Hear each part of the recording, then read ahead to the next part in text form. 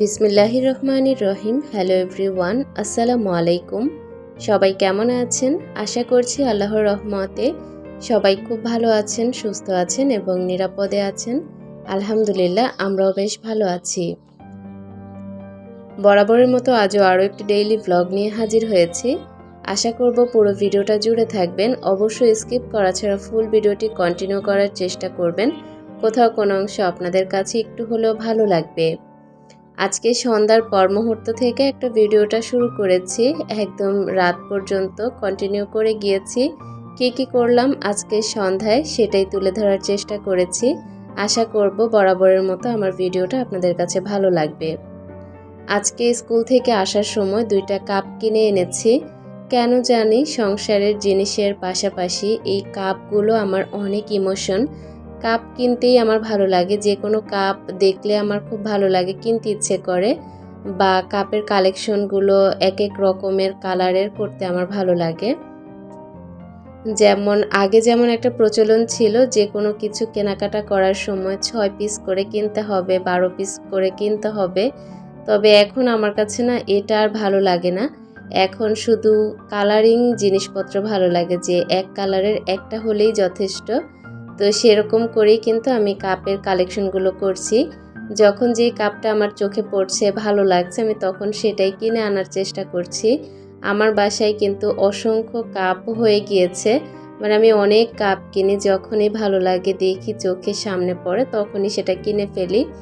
আজকে এখানে 2টা কাপ কিনেছি, একটা হালকা পেস্ট কালার আর একটা হচ্ছে চকলেট কালারের মধ্যে। খুবই সুন্দর 2টা কাপ।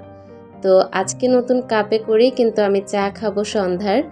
এখানে আমি দুধ চা তৈরি করে নিয়েছি। গতকালকে পোয়া পিঠা তৈরি করা হয়েছে, তেলের পিঠা, সেটা নিয়ে নিয়েছি। আজকে সবার সন্ধ্যার নাস্তা হবে এটা। তো আমি নতুন কাপে করি এখন সন্ধ্যার নাস্তাটা করে নেব। যে কোনো কাপ কেনা আমার খুব শখের, আর আমি চা পছন্দ করি অতিরিক্ত বেশি, যার কারণে কাপের প্রতি আমার ইমোশন অনেক বেশি। চা প্রেমী মানুষ যেহেতু, আমার তো কাপের প্রতি ইমোশন হবে, এটাই স্বাভাবিক। ভিডিওর শুরুতে আমার প্রিয় আপুদের কাছে ছোট্ট একটি রিকোয়েস্ট করতে চাই, যদি ভিডিওর কোনো অংশ আপনাদের কাছে একটু হলেও ভালো লাগে, তাহলে প্লিজ আমার চ্যানেলটিকে সাবস্ক্রাইব করে আমার পাশে থেকে যাবেন। পরবর্তী দিনের একটা নতুন ভিডিও যদি দেখতে চান, অবশ্যই চ্যানেলটাকে সাবস্ক্রাইব করে পাশে থাকা বেল বাটনের অল অপশনটি প্রেস করে দিবেন। এতে করে যখনই ভিডিও আপলোড করব, সবার আগে আপনাদের কাছে নোটিফিকেশন পৌঁছে যাবে। আপনারা চাইলেই সময় সুযোগ করে আমার ভিডিওগুলো দেখে নিতে পারবেন। কম্বল একদম সবসময় এভাবে বিছানো থাকে, শুধুমাত্র কম্বলের নিচ থেকে উঠে গিয়ে কাজ করি, আবার এসে কম্বলের নিচে ঢুকি, এরকমটাই চলছে 1 মাস থেকে। তো আমি কিন্তু দুপুরে ঘুম থেকে ওঠার পর, মানে আমি তো দুপুরে খাওয়া দাওয়ার পর একটু ঘুমাই, তারপর বিকেলে যখন উঠেছি তখন কিন্তু এই যে কম্বল এভাবেই পড়েছিল, একটু কাজ করি, একটু আবার এখানে আসি বসি। তো এখানেই কিন্তু চা নিয়ে এসেছি, খাটের উপর বসে কম্বলের নিচে আরাম করে চা খেয়ে এসেছি। চা আমার খুব ভালো লাগে, মানে আমি তো কয়েকদিন খুব ডায়েটে ছিলাম, চা খাওয়া বন্ধ করে দিয়েছিলাম। তবে 1 মাস পর আবার কিন্তু আমি ডায়েট শুরু করব। তো আমি চিন্তায় পড়ে গিয়েছি, আমি চা ছাড়া কিভাবে ডায়েট করব।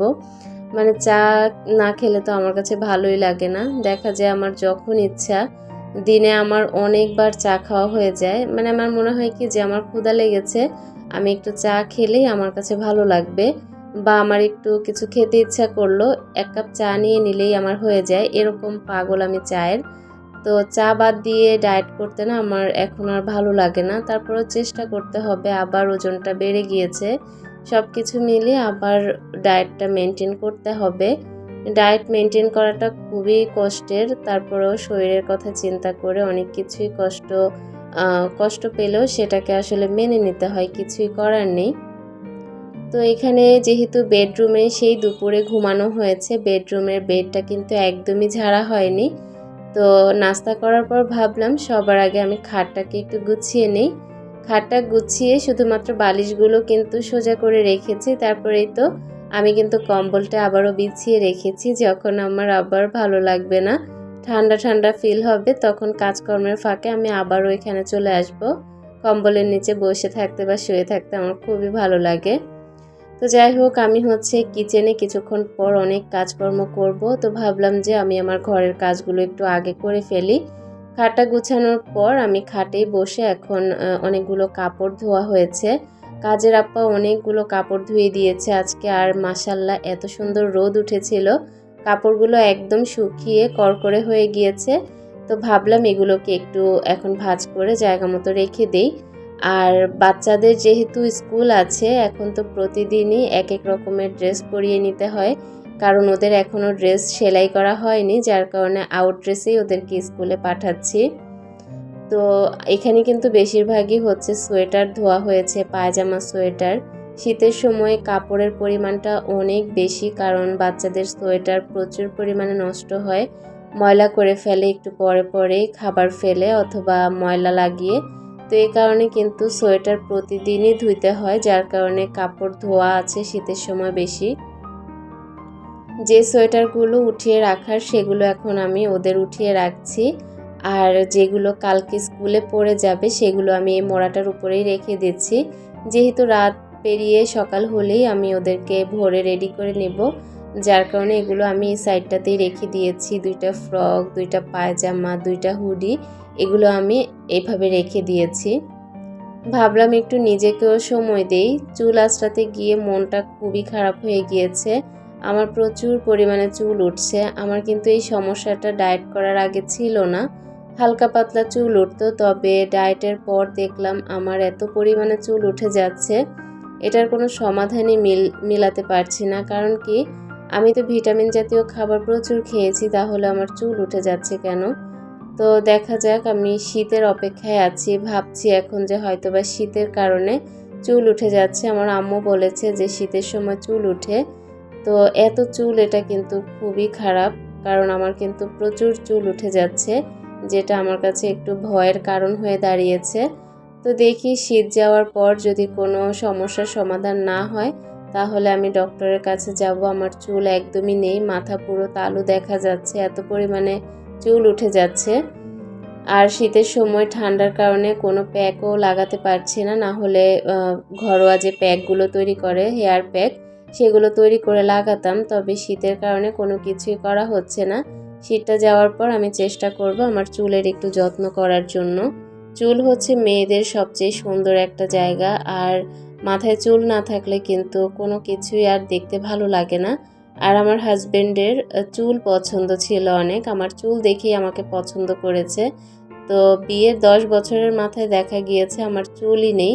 তো এটা আসলে খুবই খারাপ, যার কারণে আমি চেষ্টা করব আমার সংসারের কাজের পাশাপাশি আমি নিজেরও একটু চুলের যত্ন করতে। ইনশাল্লাহ পারবো, তবে ঠান্ডা যাওয়ার পর করতে হবে।